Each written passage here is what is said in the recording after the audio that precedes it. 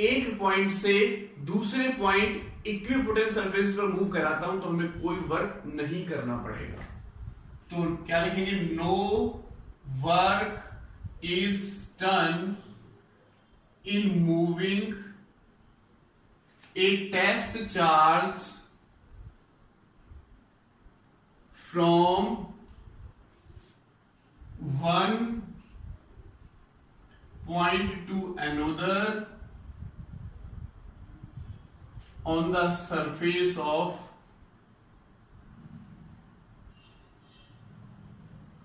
equipotential, on the surface of equipotential surfaces।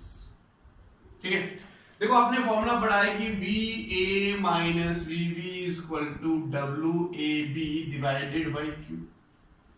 अगर मैं कहता हूं कि जो, क्योंकि इक्विपोटेंट सरफेस से कंसेप्ट है कि जो यहां का पोटेंशियल होगा वही यहां का पोटेंशियल होगा, इसको मैं मूव करा के यहां पर भी लेके आता हूं, इसको मूव करा के मान लो मैं यहां से यहां पर लेके आता हूं, जो इसका पोटेंशियल है A पॉइंट का वही B पॉइंट का पोटेंशियल होगा, तो VA माइनस VB क्या हो जाएगा, 0। तो 0 इज इक्वल टू क्या हो जाएगा, WAB बाई Q। तो WAB कितना हो गया, 0। WAB कितना हो गया हमारा, 0।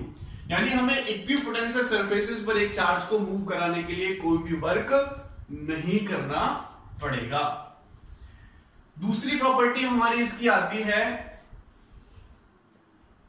No two equipotential surface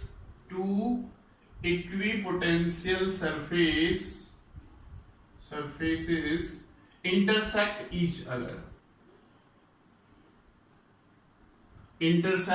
other। कोई भी दो इक्विपोटेंशियल सरफेसेस एक दूसरे को कट नहीं करेंगे।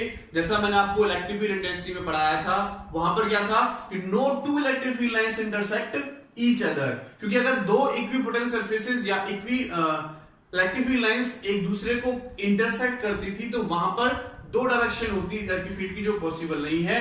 तो ऐसा यहां पर अगर दो इक्विपोटेंशियल सरफेसेस एक दूसरे को इंटरसेक्ट करेंगे तो इलेक्ट्रिक फील्ड इंटेंसिटी की दो डायरेक्शन हो जाएंगे, जो पॉसिबल नहीं है। थर्ड प्रॉपर्टी की मैं बात करता हूं, तो थर्ड प्रॉपर्टी मैंने आपको अभी बताई थी।